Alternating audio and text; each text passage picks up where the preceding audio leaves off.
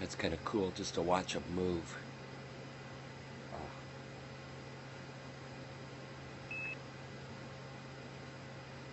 Okay, there.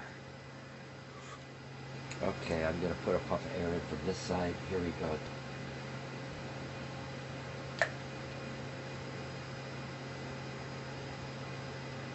Wow.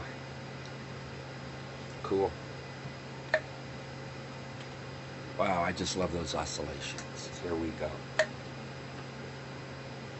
I'm going to switch it to a black background.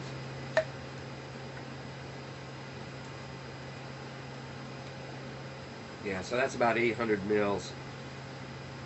So this should put it around 1100 milliliters. Let's see what happens here.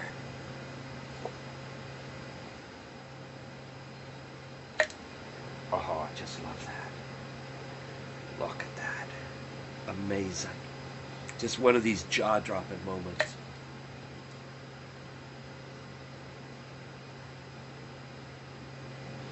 Okay, here we go to do it again, looking into the camera. Big puff. Here we go. Oh, right at the lens. I saved the lens. What I'm planning to do is, after this whole series of experiments, I'll suck all this water up with a syringe, I'll put it back in bags, and I'll use it to make tea with, so I'll end up drinking my experiment. You gotta conserve your resources when you're in a frontier.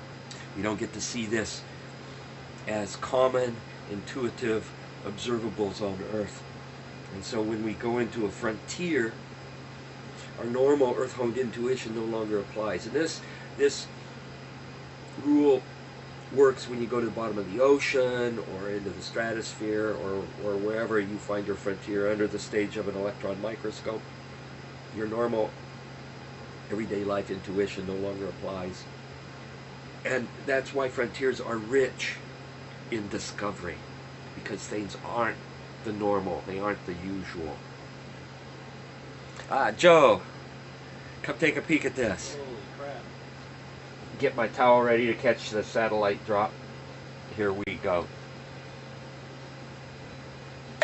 Isn't that wild? That's great.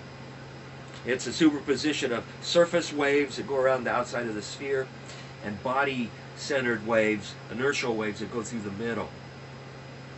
I'm going to give it another puff just because I'm in space and I can. And instead of putting a puff of air on it, I'm going to put a puff of water.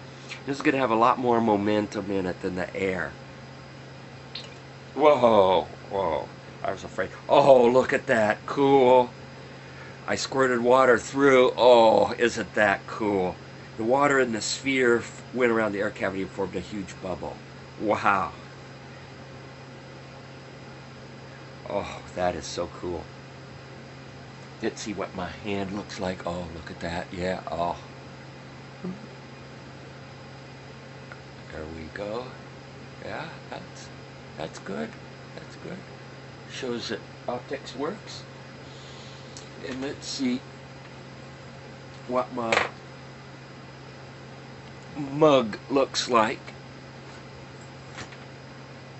Oh, I can be a human pendulum. This shows the lens law. Motion is in the opposite direction and the image is inverted or upside down. And there I am, and I'm going to come up here with my eyeball.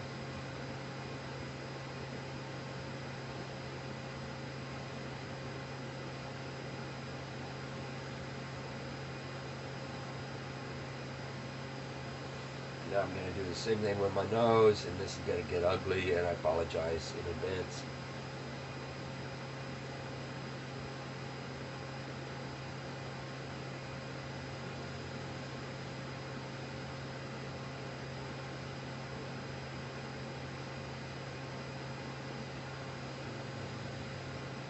I look like I have a floating head. I have a black shirt on, and it blends with the black background, so I'm just a floating head. Okay, enough of that. And let's get back to doing some science.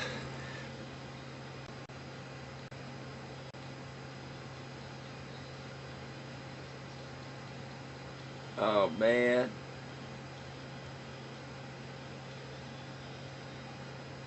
it swallowed a...